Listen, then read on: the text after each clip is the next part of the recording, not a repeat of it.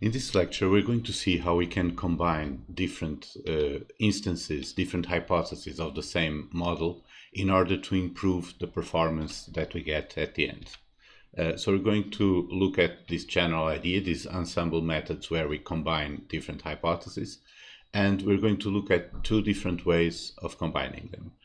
Bagging, which basically involves training different hypotheses using different training sets with bootstrapping, and then averaging or aggregating the results from all of those hypotheses in order to get some kind of majority vote from the different hypotheses.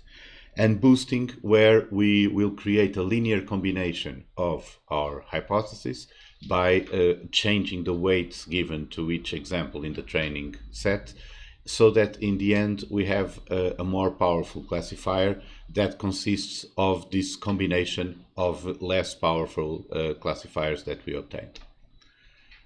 So let's start with this idea where we're going to combine groups of classifiers in order to improve classification. This will help us try to mitigate the effects that we saw previously of bias and variance on the error. So basically, a bootstrap aggregating or bagging is a method for combining predictions in order to reduce variance. This works well when we have lots of overfitting, so our models have a high variance, and when we combine them in this way, we reduce variance without sacrificing the ability to adjust the data properly. With boosting, we are doing the reverse. We are creating a linear combination of weak classifiers. Weak classifiers have high bias because they cannot adjust well to the data, but by training a linear combination of these classifiers, we can, on the overall result, on the aggregate, reduce bias. So let's see how this works. Bagging, it's a contraction of bootstrap aggregating and uses bootstrapping to generate replicas of the training set. We saw this previously, and this allows us to pretend to have a large number of samples from our data because we are resampling from our training set. So we have different replicas, but they all come from the same approximate distribution as our training set. We're going to train the model once for each replica, so we're going to obtain one hypothesis for each replica. And now we're going to aggregate the output of the hypothesis in order to predict new values, for example, by taking the average of the predictions. Let's see an example here. As usual, I'm going to use this S-shaped data set, and we're going to use polynomial regression for this case. And I'm going to use a high degree of polynomials so that we have overfitting. But the idea is that we use this code that we saw previously, where we do random sampling with reposition from our training data in order to create a set of replicas with exactly the same shape, the same number of points and number of features, but each replica consisting of a random sample with a random selection with reposition of the original data. So this allows us to create a number of replicas that are different among themselves, so that when we fit our polynomial to each of these replicas, we obtain a different hypothesis. And we can see this here by fitting for all the replicas that we have, fitting the polynomial. We can see here in gray all the different curves that we obtained. So this is a high degree polynomial. It means that it will overfit in this case because we don't have many points, and we will have a large variance in this model for this particular data set, because you can see that there are many cases where the predictions for a particular X vary widely between the different hypotheses.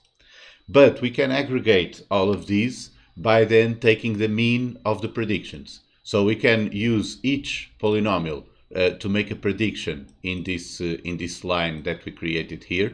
So basically, we use this trick for plotting, which is creating a large set of points in this range.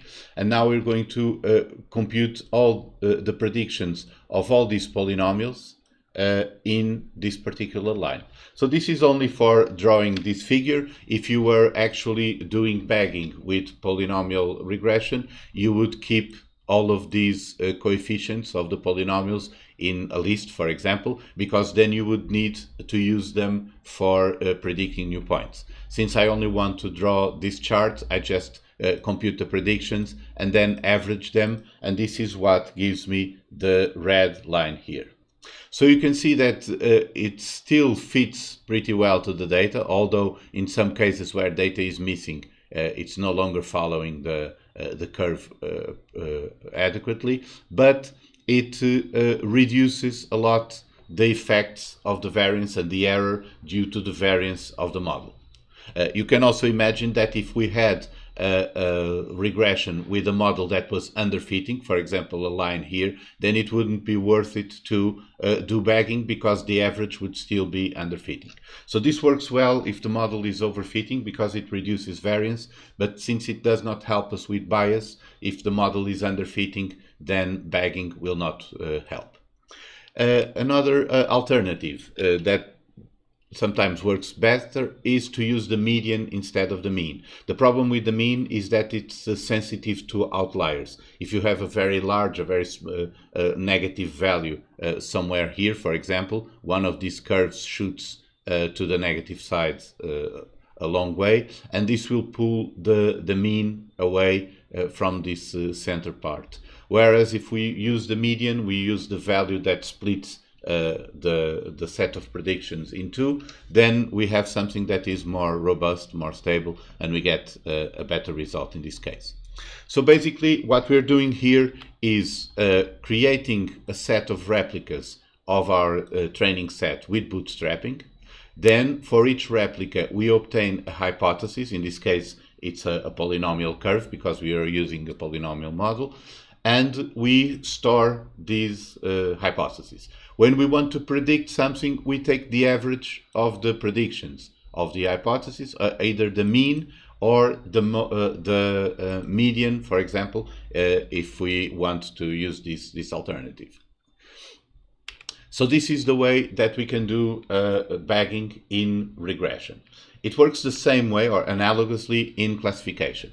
Let's suppose we are using support vector machines to classify this data set, and we can create our replicas the same way as before. So we have here a stack of two-dimensional arrays, each of which has the same dimensions as a training set and has a random selection of the training set with reposition.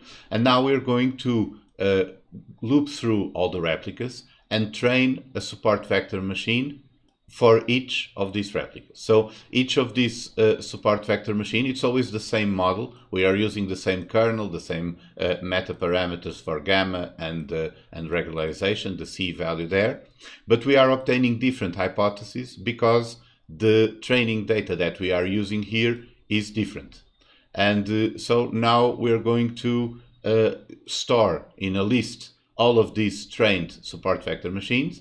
And now when we want to classify, we can loop through the list to compute the predicted class for each point that we want and take the majority vote. That is the one that we use, assign it the class that has the largest number of hypotheses of support vector machines, in this case, predicting that class.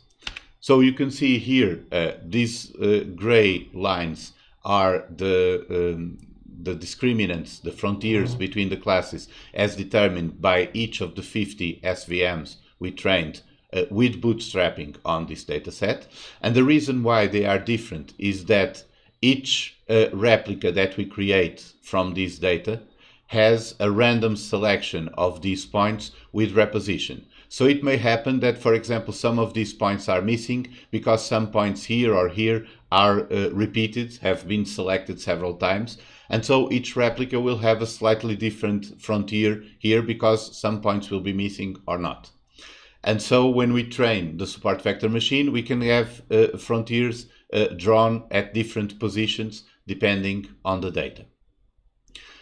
So now that we have these 50 support vector machines trained, we can look at the majority vote. And so this blue region here is where most of these SVMs classify as blue. Some of them don't, so you see some exceptions here, but the majority is classifying this part in blue, and the majority is classifying this part as red. So we are using the majority vote for each point to determine where the frontier of the ensemble classifier will be, and this ensemble will be the 50 support vector machines.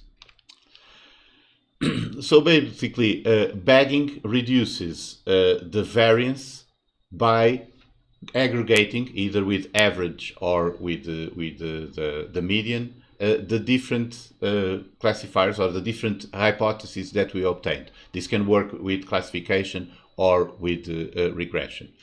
And the reason why this works is that if we assume the classifiers to be independent, as we increase the number of classifiers, even if the probability of being right is little above 50%, for example, in this blue line, they only have individually 60% probability of getting the class correctly. As we increase the number of classifiers, because of the combinations of those that can be wrong and correct, we increase greatly the probability that the majority are right.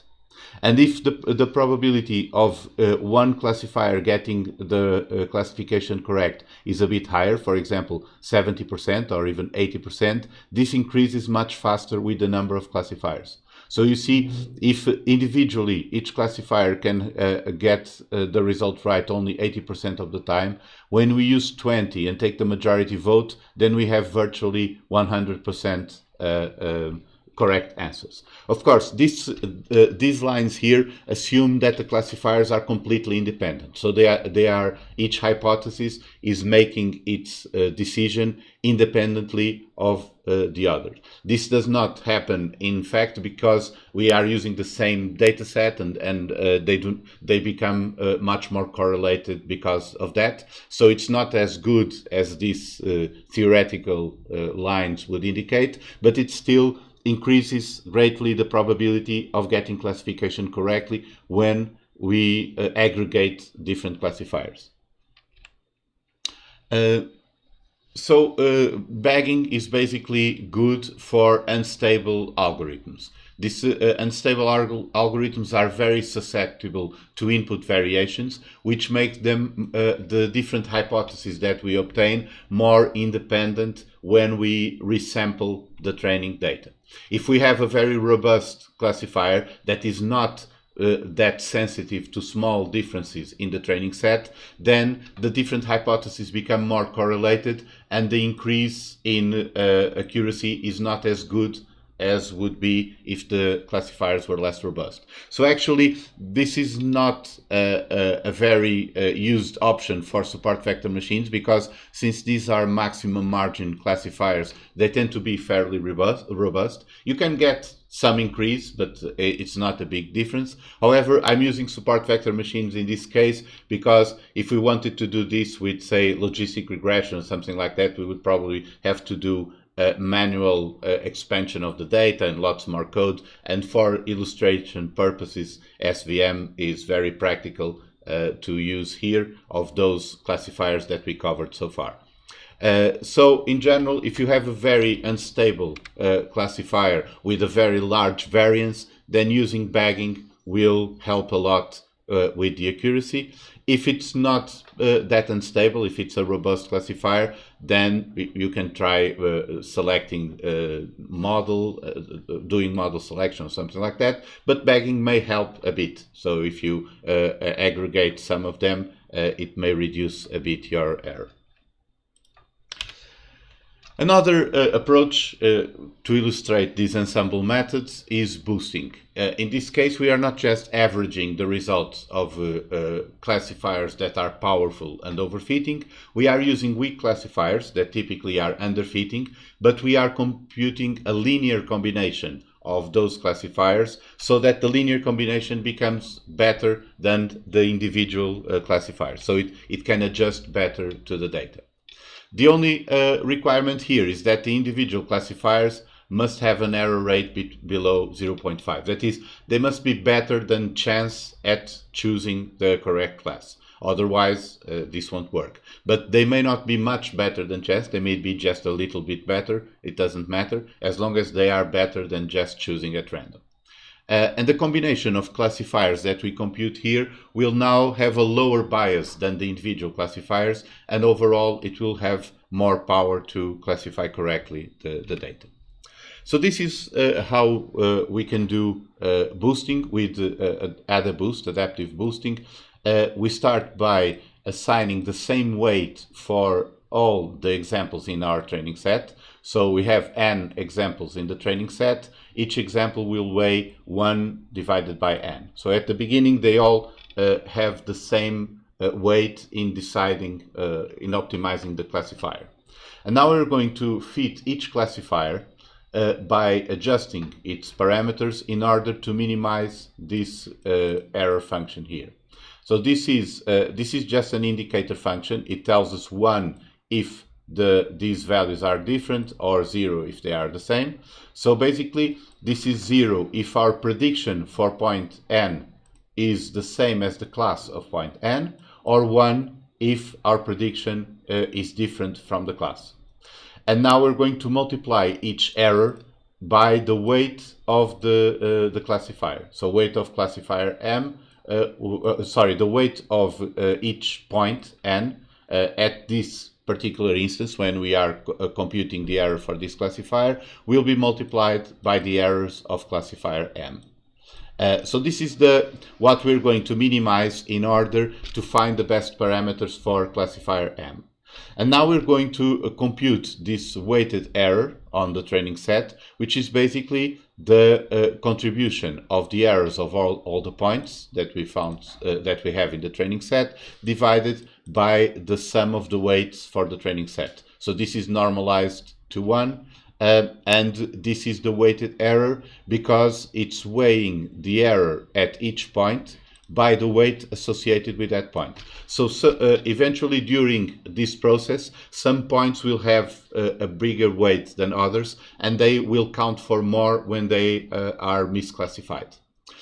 And now we're going to compute the weight of the classifier in our linear regression, in our linear combination. Remember that we are trying to find a linear combination of classifiers. This means that each classifier will have a weight that will tell us how important that classifier is in the boosted classifier at the end. So this will be a function of the error that we have here, and basically the smaller the error, the larger the weight of the classifier, the larger the weighted error, the smaller the weight of the classifier. So if a classifier is working well with this particular set of weights, we give it a larger weight on the final combination. The original formulation of this used 1/2 of the weight, but generally in implementations currently we use just this formula, and it converges a bit better in general. Now we can recompute the weights of the sample. So each example started with the same weight, 1/n, but now we have a classifier, and this classifier is making mistakes in some particular examples. So the new weight for each example will be its previous weight multiplied by e raised to the weight of the classifier multiplied by the mistake. So if this example n was not incorrectly classified, this will be 0 because the prediction corresponds to the target class, and so e raised to 0 is 1 and the weight doesn't change.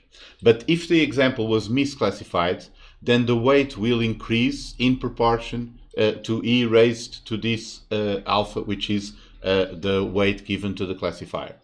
So basically we are going to increase the weight of misclassified points so that at the next iteration, when we optimize the next classifier, the points that were previously misclassified will have a larger weight on the loss function.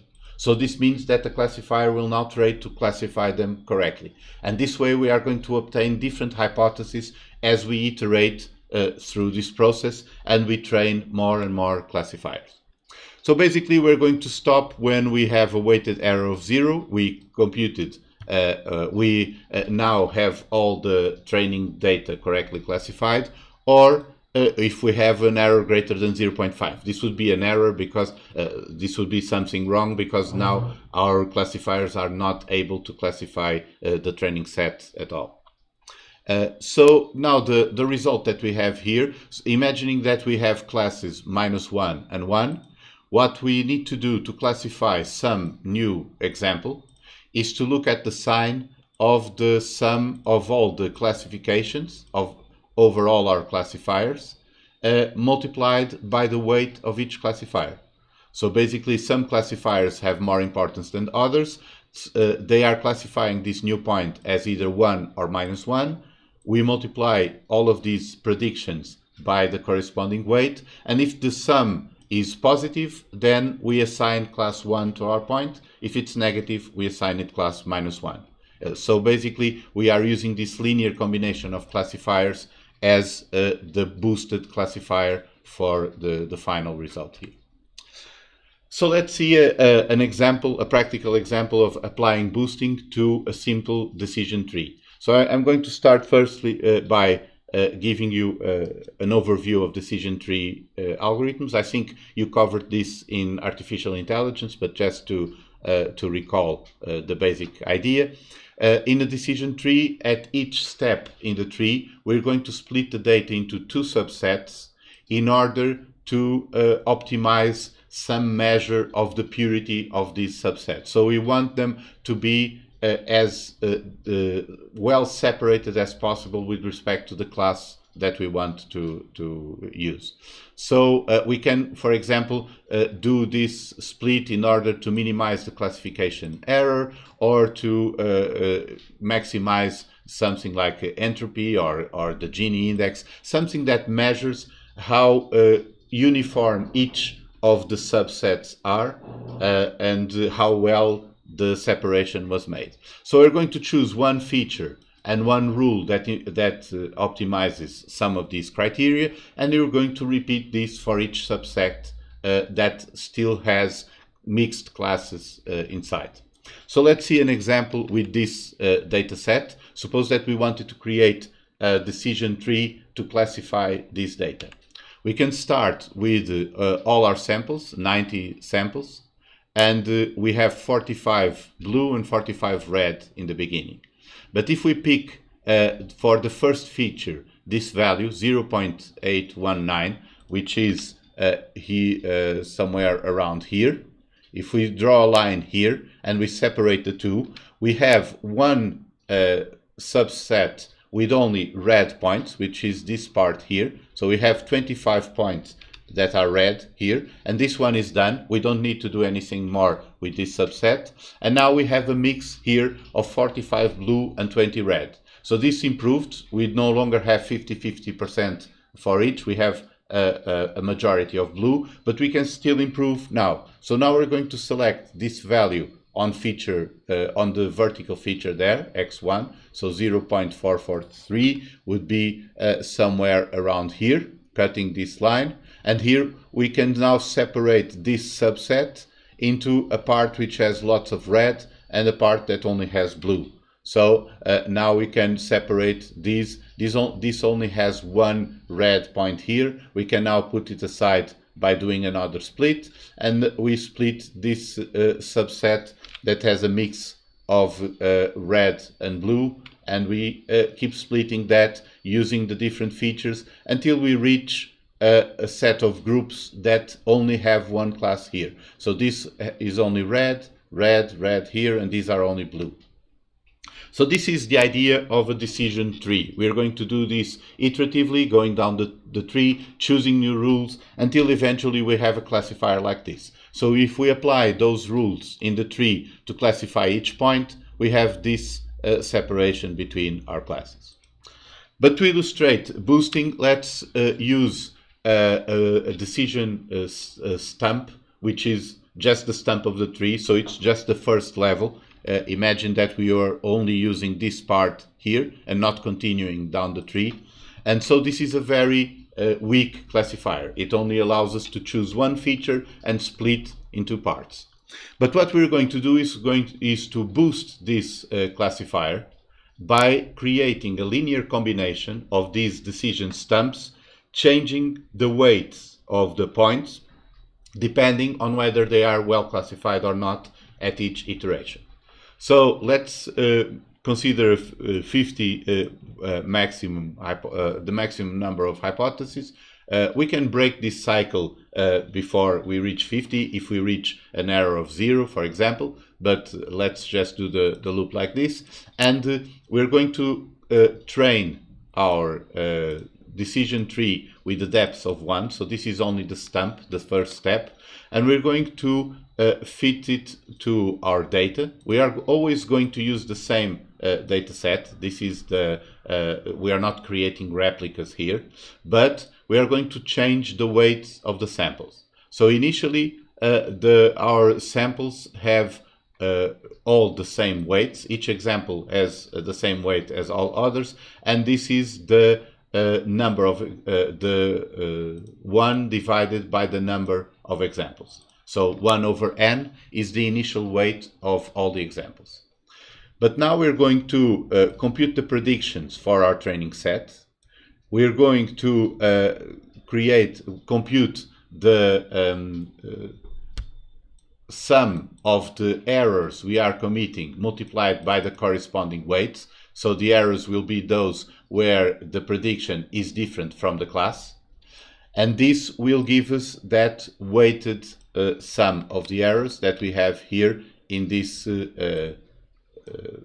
this loss function that we are minimizing. So we are multiplying the weight of each point by 1 if it was incorrectly classified. And so here we can now compute the weighted error of this training set with this classifier. This allows us to compute the alpha. It's just applying the formula that we have there. And now we are going to update the weights of the points by multiplying by e raised to alpha times the error, the weighted error for that point. So points that were not mistakenly classified, this will be 0, and so the weight of that point will remain. But if the point was incorrectly classified, this will be larger than 1, and so it will increase the weight of the point there. And now we're going to normalize the weights of the points again, so that we don't have to do this constantly divide by the weight, the sum of the weights. We just keep everything normalized at 1. And now we're going to append the stump that we created here. So the decision tree with the maximum depth of 1 fitted on our training data, but using the current weights for the examples. We're going to store that hypothesis here, and we're also going to keep track of the weight associated with that hypothesis, because the boosted classifier will be a linear combination where each hypothesis will have its classification multiplied by the weight, so that we see in the end where the overall decision tends to. Okay, so let's look at this graphically. Suppose that we start with the first decision stump. The first decision tree with only one level will choose this feature in the horizontal and cut at this line, that minus 0.8 something that we saw previously. So this will put all of these red points correctly classified, all of the blue points correctly classified, but these red points will be incorrectly classified as blue. So when we compute the error, the weight for these points, the weight will increase, and these points will now become more important for classification. So when we train the second decision stump, since these points were more important, now the stump will split the set here to avoid misclassifying these points. This will in turn cause these points to be misclassified, and so they become more important for the third decision stump. And so we can see that at each point a new decision stump will be trained, because the weights of the points are different. We are always using the same set of points, but the weights become larger in points that were previously misclassified more often, and so these become dominant for the next decision stump that we're training. And so eventually we have this final result, and this is the set. All these lines represent the different stumps that we were training, and this is the result of the linear combination of all of these classifiers. Each of these decision stumps has its own weight in the linear combination, and when we aggregate all of the predictions multiplied by all of the weights, we see that this part will now be assigned to red and this part assigned to blue.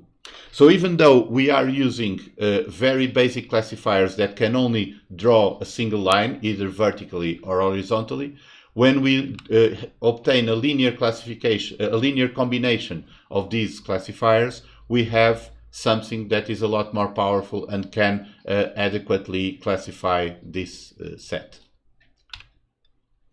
So to classify data now, what we do is we predict for each point, for example, in our test set or whatever set we want, we are going to compute the predictions given each of the hypotheses that we start, so each of the trained stumps that we start, and we're going to multiply it by the weight of that corresponding classifier.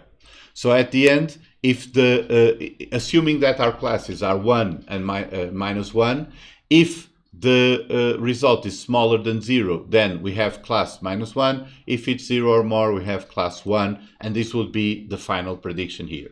Note that if the class labels are different, for example, if they are 0 and 1, we cannot do it like this directly. We have to take the average over, or normalize all of this by dividing, for example, by the sum of the weights, and then checking if it's above 0.5 or below 0.5.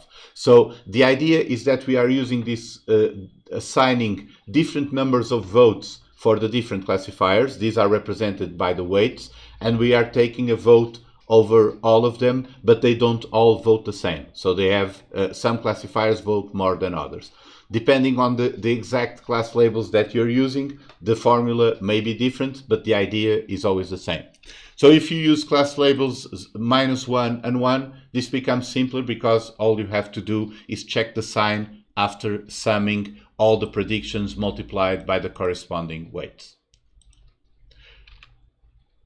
Okay, so another way of looking at adaptive boosting, AdaBoost, is to imagine that what we're doing is trying to minimize an exponential error function that will use the weighted classification of all the classifiers. So this FM takes into account all the classifiers, all the classifications, and to predict what the class is for a particular point. And what we're doing is minimizing this exponential loss function that multiplies the true class label, that can be 1 or -1, and the prediction, the weighted classification.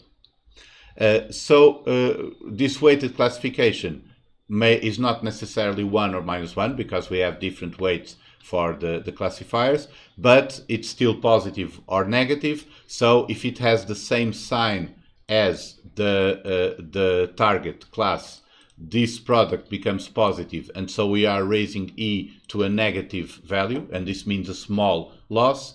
Otherwise, if these have different signs, we are raising E to a positive value, and then the loss will be higher. So the idea is that we are taking the aggregate over all the predictions of all the classifiers. We are using the weight of each classifier as a multiplier for its own prediction and summing everything here. And then we are trying to minimize this exponential error function over the set of classifiers. But we are doing this minimization assuming that all the previous classifiers are constant and only the last one is being adjusted. That is, we are only changing the predictions of the last one by choosing the best hypothesis for this classifier M. So if we think about it like this, then we need to do here some transformations on the this expression, but we can see that the error for this particular classifier will be the weights given for the points and the prediction for our classifier M multiplied by the weight of that classifier and the true class of each point. So this is basically the exponential loss function weighted by the weight given to each point. And we can decompose this into those that are correctly classified. So those that are correctly classified, the product here between the true class and the predicted class will be positive. Remember that the predicted class can be either 1 or -1. This is only a single classifier. So if they are correctly classified, we can take out this part minus alpha m divided by 2, and it will always be this constant for those that are correctly classified. For those that are incorrectly classified, the only difference is that we change the sign there. So it's the same expression, but this one is minus for those that are correctly classified and plus for those that are incorrectly classified. Okay, now rearranging this, we can write it as this expression, which has here that weighted loss function that we saw previously, looking at the weight of the each point and multiplying by 1 if it's misclassified or 0 if it's not, and then these parts here with the alphas that we keep aside. So now imagine that we are trying to minimize this error function with respect to the parameters of the model that are going to change the classification. So basically, all of this part here is constant because it has nothing to do with the classification. The only thing that has to do with the classification, with this ym, with what the model is predicting, is this part here. So we can take the rest to be constant, and if we are minimizing this expression by changing how the hypothesis is classifying, then we just need to minimize this and find the parameters for our model that minimize this expression. So this was the loss function that we are looking at for classifier M in boosting. And now, if we also need to minimize this loss function with respect to the alpha, which is the weight given to the current classifier, then we need to take into account all of this, but we can rearrange it and we can compute the alpha as being this fraction here, where the epsilon is this this part divided by this part here. So the same expression that we saw previously. Now, what does this mean? This means that what we are doing in AdaBoost is the equivalent of minimizing this exponential loss function over all the classifiers, so considering the weighted predictions of all the classifiers, but we are doing this minimization sequentially by considering that at each stage the previous classifiers are constant and only the current classifier can be changed. So if we do a sequential minimization of this loss function that considers all the classifiers, then we have the same thing as we're doing here in AdaBoost. So this is another way of thinking about boosting, not as just a linear combination of classifiers, of weak classifiers, but as one stronger classifier that combines all of those and that is being trained by using this sequential minimization of this exponential loss function. So regardless of this, we saw here two examples to illustrate ensemble methods. There are many different instances of ensemble methods. There are many different approaches, but I chose these two examples to illustrate one which tackles the problem of having a large variance, which is bagging. We use bootstrapping to generate replicas of the training set and then average or take the median of the predictions in order to reduce the variance. So this is good for models which have a low bias, since bias cannot be reduced by bagging, but have a high variance. If they are overfitting, using bagging, taking the majority vote in the classification problems, or taking the average or the median in regression can help reduce variance. On the other hand, if we have weak classifiers, which generally have a low variance but a high bias, we can create a linear combination of these classifiers, and that linear combination will be a more powerful classifier. The way we do this is that we are going to change the weight of all the examples in the training set at each iteration, depending on which were correctly classified or not by the current classifier, and then we're going to create this linear combination of weak classifiers that will greatly reduce bias and increase the power to adjust to our data. So if we have models that are underfitting, boosting can increase their performance. So just a brief note on the first test. The first test will be on November 20th, and it will cover lectures up to this one, so up to lecture 12, which is the current lecture. On next week, I'm going to cover on lectures 13 and 14 matter that is going to appear on the second test, but not on the first test. So the subject matter for the first test is up to this lecture. The session of November 19 is only for questions and revisions, and it will start at 4 o'clock. So it will not start at 5:30. There will be no lectures for that week. So we're not going to give new subjects during the week of the test. And that session will start at 4 o'clock so that we have time for your questions and revisions. The test will be online, so check the demo for instructions if you did not do it so far. And remember that the exam will be scored in two independent parts, one corresponding to the first test and one corresponding to the second test. So during the exam, you can opt to replace either of the tests or both of them, and you always have the test score for each part guaranteed if you did the test. So remember this if you're trying to decide whether or not to come to the test, or if you cannot come to one test, it's not a problem because you can use the exam to replace one of the tests if you want. So to sum up for today, we saw these two examples of ensemble methods. Bagging, which mostly is used to reduce variance of models that are overfitting by averaging or taking the majority vote in the case of classifiers.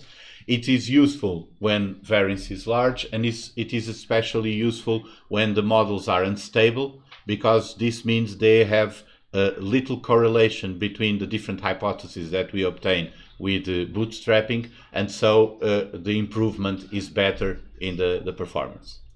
Boosting aims at reducing bias by creating a linear combination of weak classifiers. Each classifier individually has a large bias because it cannot adjust well to the data, but the linear combination of these classifiers will have a lot more power, and so we can greatly decrease bias in this way. So there's these chapters here. You can read more details about these methods if you want.